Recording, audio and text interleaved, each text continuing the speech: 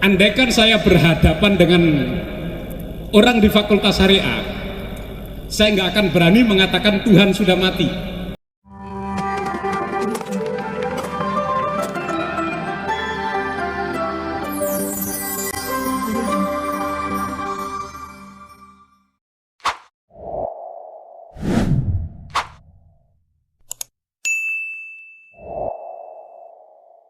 Oke, kita lanjutkan. Oke, terima kasih. Waktu kita berapa menit lagi? Masih sekitar setengah jam, 30 Oke, setengah menit. jam lagi. Oke, pertanyaan sesi kedua. Baik, tadi sudah 2 pertanyaan, yang satu tentang sholat dan yang kedua tentang bagaimana mengenal hakikat Tuhan melalui dimensi matematika. Kita buka 2 pertanyaan lagi, satu dari laki-laki dan satu dari perempuan. Yang laki-laki yang pakai songkok silakan berdiri. Kenapa harus laki-laki dan perempuan? Gimana kalau ada banci? Enggak, aku tanya, gimana kalau ada LGBT? Oke, 2 penanya bebas, siapapun. Katanya afala tatafakkarun. Ya. Kita kan berpikir.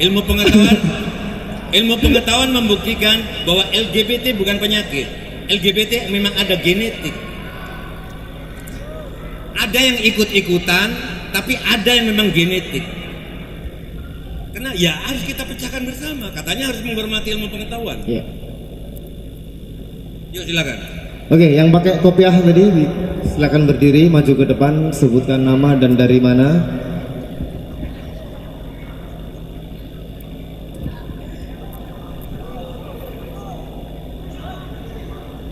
Lho kok lanang kabeh? Kan wedok ya.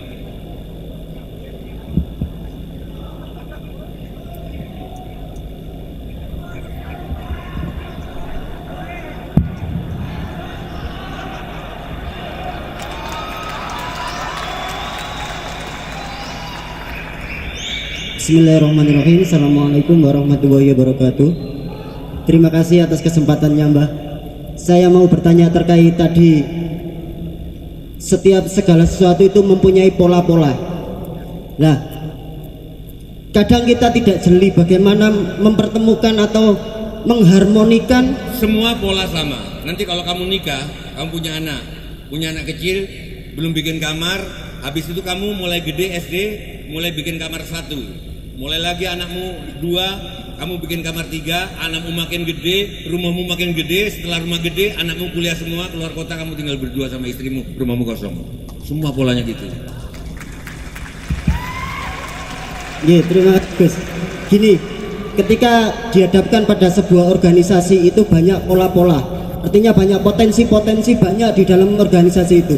Bagaimana mengharmonikan potensi-potensi atau pola-pola itu sehingga bisa diorkestrakan menjadi sebuah penampilan yang memukau seperti penampilan Mbah. Terima kasih. Polamu itu pola Jawa apa pola Madura? Nek pola Madura itu kaken pola. Ya, nggih. Nek Madura Nggih. marah bukan saya pola. Saya pola muda itu udah biasa boy kadang-kadang lamongan itu polanya itu. Polamu sing ndi? Rancau, Pak. Rancau. Seringkali satu pola menyempelekan pola lain. Begitu juga sebaliknya. Akhirnya pola tersebut tidak bisa harmoni. Bagaimana pola segitiga tersebut itu bisa harmoni dan bisa ditampilkan? Setiap hal, kata orang Jawa, genepe laku kuwi ono telu. Itu kalau yang ada ahli Al-Qur'an bisa nambahin. Kalau ada di Al-Qur'an, tolong tambahin. Saya terima kasih. Genepe laku kuwi telu. Miwiti, nengahi, mungkasi. Kamu mau melamar orang, mau melamar pekerjaan, pasti ada miwiti, nengahi, mungkasi. Waktu perang Baratayuda, yang miwiti adalah Prabu Kresna sebagai duta. Kresna gagal sebagai duta, maju lagi Dewi Kunti punya Pandawa, gagal. Tengahnya mungkasi, terjadilah perang. Oke, itu pola. Aku nggak tahu, mungkin di pembacaan kitab suci ada 3 tahapan, aku nggak tahu. Tapi, iya, bisa diungkapkan nggak Pak? Bisa tolong?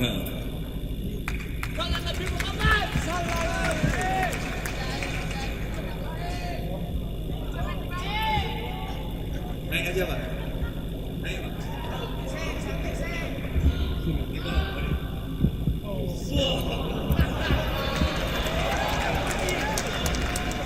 Assalamualaikum warahmatullahi wabarakatuh. Jane lagunya itu tadi yang saya tunggu itu, tak jiwiti tak selenti Nanti saking ada. gemes ada ya? Masku kowe pandang orang aku nganti teriji ki kecu nganti ting pliwek kuku. Saking gemesnya dijiwiti diselenti gitu ya? Ya, oke. Jadi gini, tahapan 3 barangkali kalau saya dikoreksi, saya nambah aja bahwa kenapa Gusti Allah menyebut yang pertama adalah Rabbin Nas, kemudian baru disusul Malikin Nas, baru Ilahin Nas. Barangkali itu tahapannya. Pertama kita oleh Allah itu di Robbi, Allah ngeramut kita. Setelah itu Malikin Nas, Allah penguasa kita. Baru yang terakhir adalah sesembahan kita. Barangkali itu. Makasih Mas. Tak pikir nerang dawa ini ngono tok aku yang ngerti Mas. Enggak tapi thank you. Nah, saya bersyukur karena waktu di alun-alun. Gimana? Iya. Iya. Waktu Anda dalang di alun-alun, Iya. itu ternyata takut sama Jengsri sehingga tidak berani mengatakan janjuk semalam itu nggak ada. Masih ingat? Kenapa takut sama Jengsri tapi tidak takut sama Kiai? Di sini begitu Anda nikmat, sehingga dalang pun sebelum jam 3 Anda selesaikan karena takut Masjid Agung. Saya masih ingat. Dan saya tanya kepada istri Anda di pojok alun-alun, Mas Tejo kok berubah lumayan ya? Ya baru umroh katanya.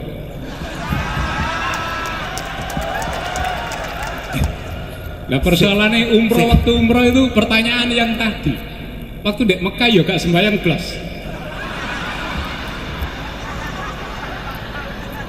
Aku di Mekah sembahyang.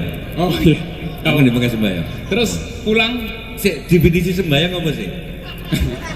Nah, sembahyang itu ngekei gambar sing dimaksud wong ngene, ya. Iki ngekei gambar wong salat di dunia.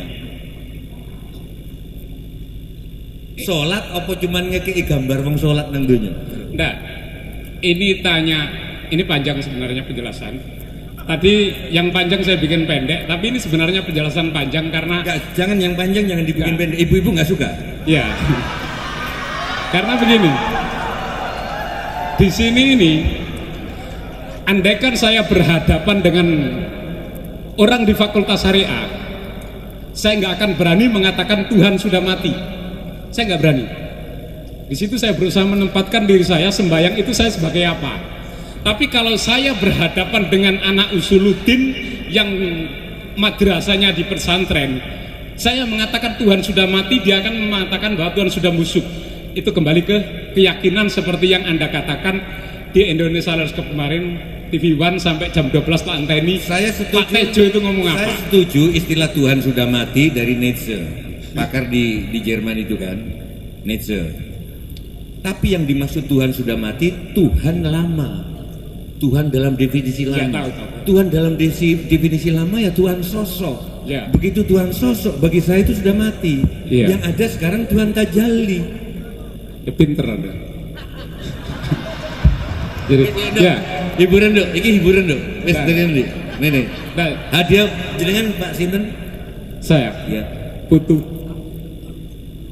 salam. Udah di Bali. Enggak. Oh. Mbak saya namanya Salam. Terus? Ya saya kan putunya Pak Salam. Jadi, cuman sekarang ini saya cuman kepengen melihat Anda lebih sering lagi kembali ke ketika tak jiwiti tak selenti itu karena saking gemesnya gitu loh.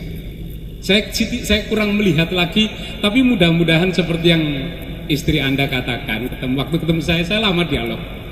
Karena saya mengikuti Pak Tejo itu sejak dalam Gini, di Songoyu. Bu Sri itu orang Lamongan. Iya. Bapaknya dimakamkan di depan ini, Pak Tarjo. Bagi saya, dia salah satu pengejawantan dari wali. Bagi saya, dia yang membuat buku Rahwana Putih. Rahwana bagus. Puisi-puisinya besok minggu saya bacakan lagi di kelompok meditasi Nusantara. Puisinya tentang Rahwana. Jadi Di mana? kenapa di Jakarta? Saya datang ya. Silakan, Boleh ya? silakan. Jadi saya melihat istri saya tahu. Aku sesibuk-sibuk apapun, Kiki tahu. Kalau dipanggil Bu Teddy jam berapapun, saya datang. Jadi itu. Termasuk ada peringatan pokoknya dalang semalam tidak boleh bilang jancuk dan Anda tersiksa ini. Iya memang tersiksa. Kalau ngomong janjuk asu tenan itu. Oke, yang Sudah. untuk Pak Putu salam. Ya. Hah? Oh, ya sekalian. Oke ya.